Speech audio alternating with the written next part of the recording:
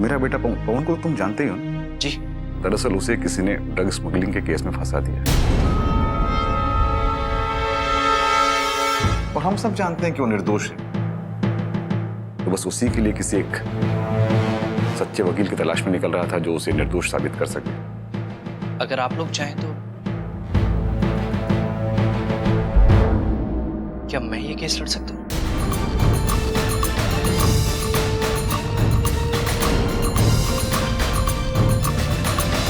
जाहिर है ये मेरा पहला ही केस होगा, लेकिन अगर आप भरोसा रखेंगे तो सर सब कुछ ठीक हो जाएगा।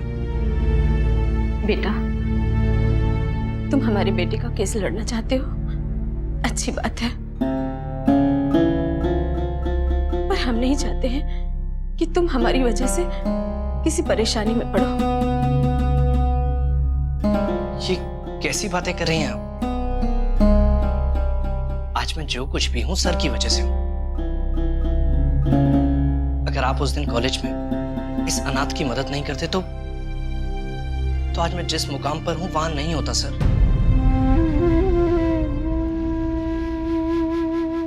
सर ने मुझे सिर्फ स्कॉलरशिप दिलाने में नहीं बल्कि जिंदगी की लड़ाई सिद्धांतों और सच्चाई से लड़ने की सीख भी दी है। और मैं आपकी उस शिक्षा को आज भी याद करता हूं, उस पर यकीन रखता हूं सर। सर मुझे सिर्फ एक मौका दीजिए, मैं पवन को निर्दोष साबित करने में अपनी जान लगा दूंगा सर।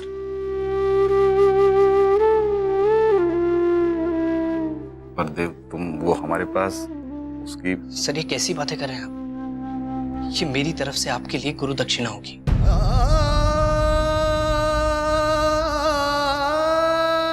तुम्हारी ये गुरु दक्षिणा मेरे बेटे के लिए जीवन दान होगी। थैंक यू सर, आपने मुझे इस काबिल समझा।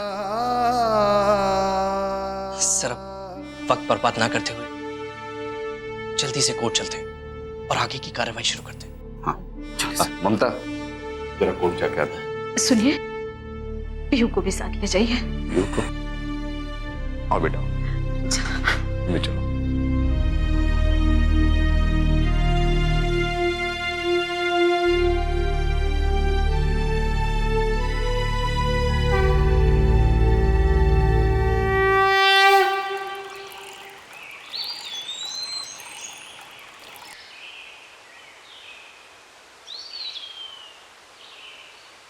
कान्हा, देव, ये कहाँ से टपक गवा?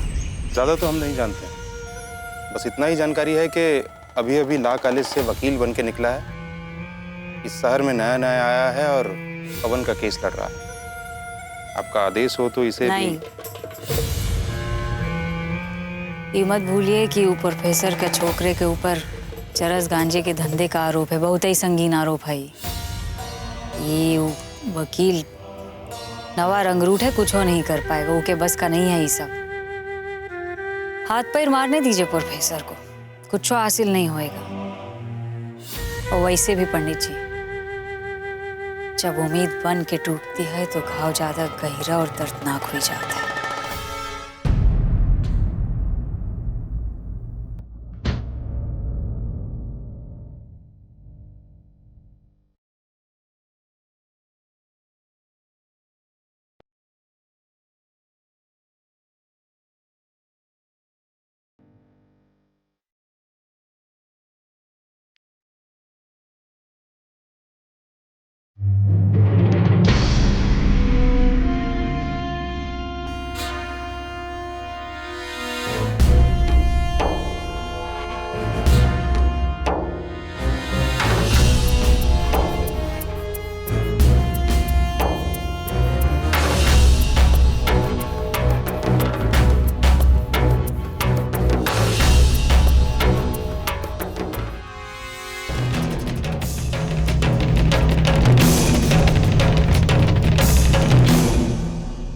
प्रोसिक्यूशन, केस की सुनवाई शुरू की जाए।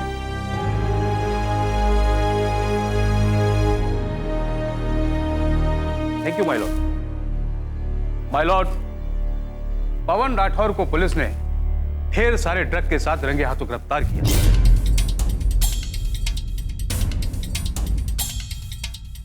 और जब इसके घर पर छापा मारा तो वहां से भी ढेर सारा ड्रग बरामद हुआ। माय लॉर्ड, पवन राठौर और इसकी गतिविधियां समाज के लिए बेहद खतरनाक है और ऐसे ड्रग स्मगलर को सख्त से सख्त सजा दी जानी चाहिए। माय लॉर्ड, मैं पुलिस इंस्पेक्टर तिवारी को बतौर गवाह कटघरे में बुलाना चाहता हूं, जिन्होंने उन्हें रगे हाथों पकड़ा है। इजाजत है।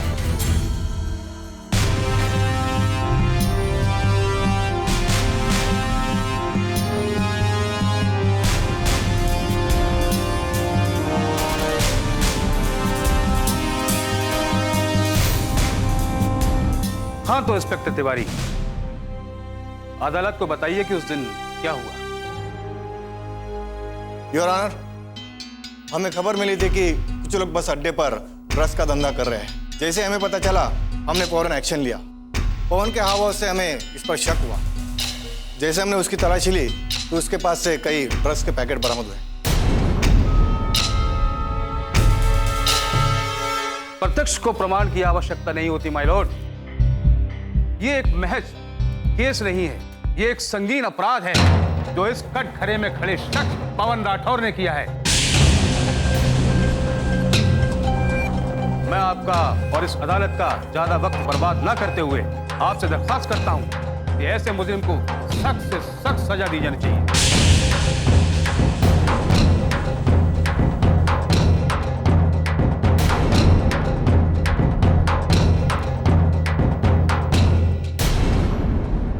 जज साहिब, लड़का निर्दोष है, हम जानते हैं। बल्कि का पूरा परिवार बहुत ही भला और ईमानदार है। आप ही लड़का को रिहा कर दीजिए। Order order. अवधेश सिंह ठाकुर, ये अदालत है, कोई चौराहा या नुक्कड़ नहीं जो तुम्हारा फैसला सुना जाए। अदालत जब तुम्हें मौका दे तभी कुछ बोली। ये अगर बचाव पक्ष की तरफ से बोलेगा तो अदालत पर एक किस्म का दबाव पड़ेगा। अगर तुमने अपनी बारी आने से पहले ही बचाव पक्ष की तरफ से कुछ भी कहा तो मैं बचाव पक्ष की दलील को सुने बिना ही पवन राठौर को दोषी करार कर दूंगा। तो चाहता ही है कि हमारा केस खराब हो जाए।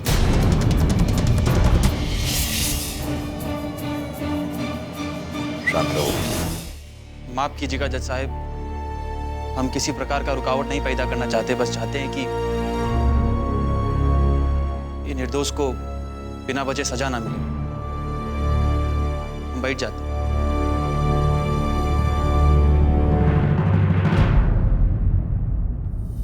Thank you milord.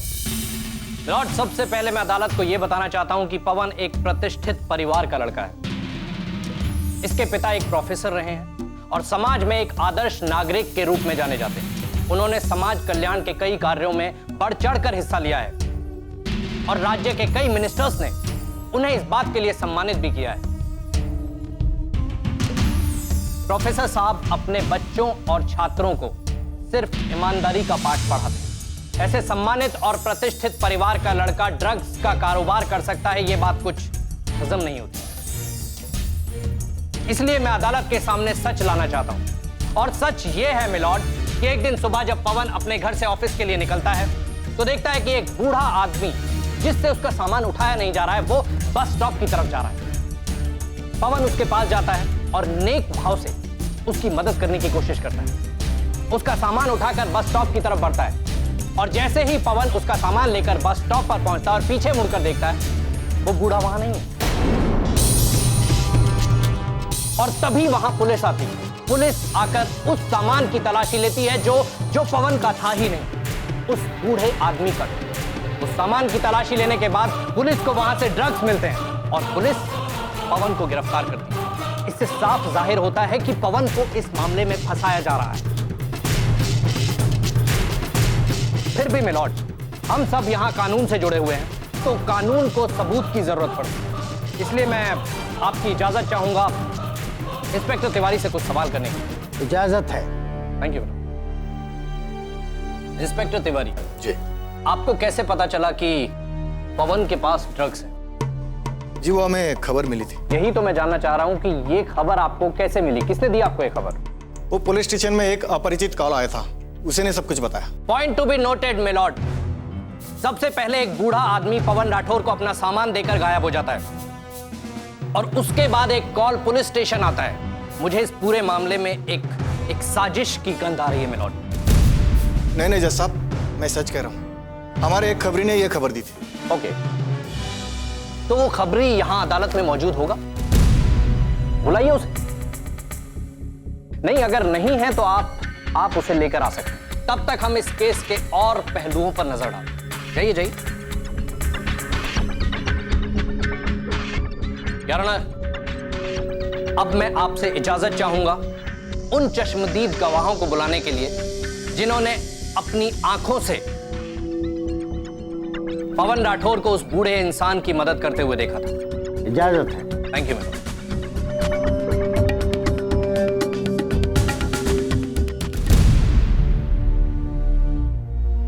हम कसम खाते हैं कि हम जो कुछ कहेंगे सच कहेंगे और सच के सिवा कुछ भी नहीं कहेंगे। अदालत को बताइए कि उस दिन आपने क्या देखा। हुजूर, हम बस अड्डे पर बस पकड़ने जा रहे थे तो हमने देखा कि ये लड़का वो बूढ़े की मदद कर रहा है जिससे अपना सामान तक नहीं उठ रहा था। ये देख के हुजूर हमें बहुत खुशी हुई। अब आप ही बताओ, ये जमाना में कौन किसकी मदद करता है? आप जा सकते। मिलॉर्ड, मैं अब अपने दूसरे गवाह को बुलाना चाहता हूं। इजाजत है। राम मनोहर जी, बताइए जज साहब को कि उस दिन क्या हुआ। हुजूर, ये लड़का वो बूढ़ा का मदद कर रहा था।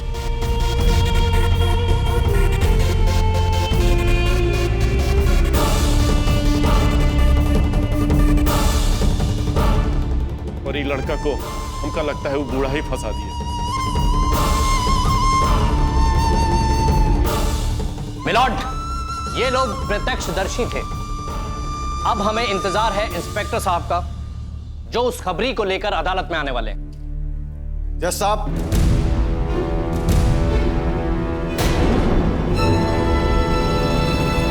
हम आपसे माफी मांगते हैं। उस खबरी को ढूंढने की हमने पूरी कोशिश की थी, मगर उसका कहीं पता नहीं चला। और पता चलेगा भी नहीं मिलॉर्ड, क्योंकि यह खबर ही गलत है।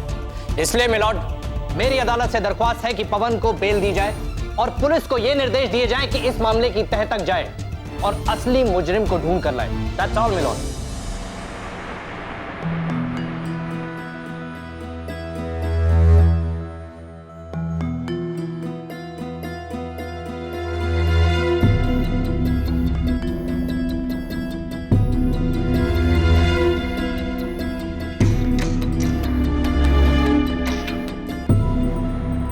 तमाम सबूतों और गवाहों को मद्देनजर रखते हुए ये अदालत पवन राठौर को इस केस में जमानत देती है।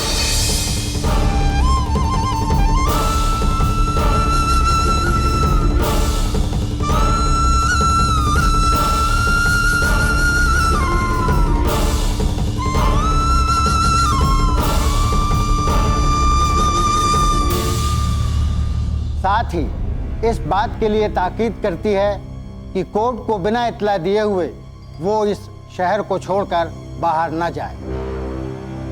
साथ ही लल्लनपुर पुलिस को भी इस बात की ताकीद करती है कि बिना किसी पुख्ता सबूत के किसी पर भी कोई भी आरोप लगाकर कोर्ट का कीमती वक्त जाया ना करे।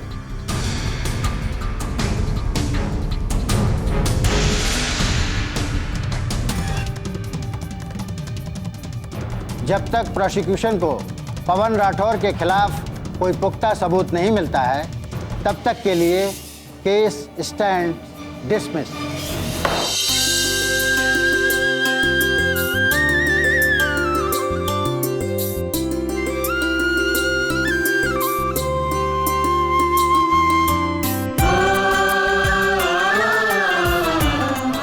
Thank you.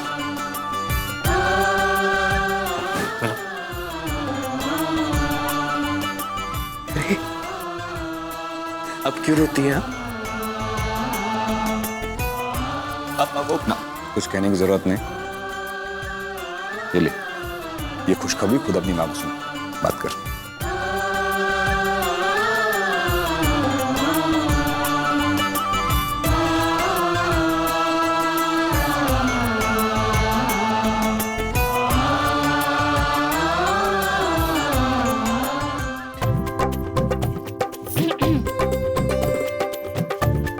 वो थैंक्स कहना चाहती थी।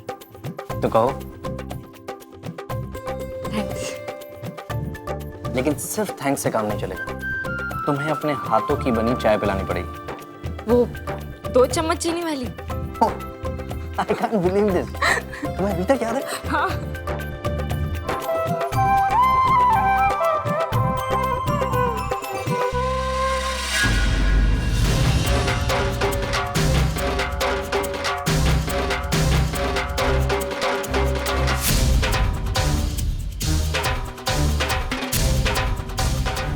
अब चलिए। चलो।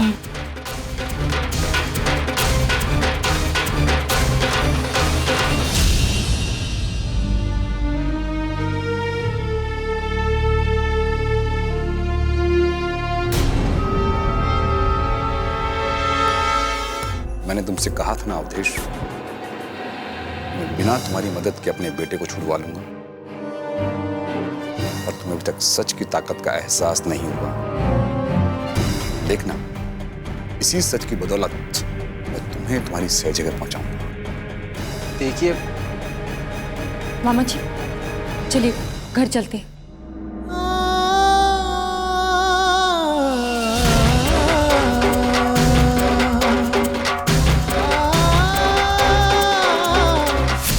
चलिए ना मामा जी।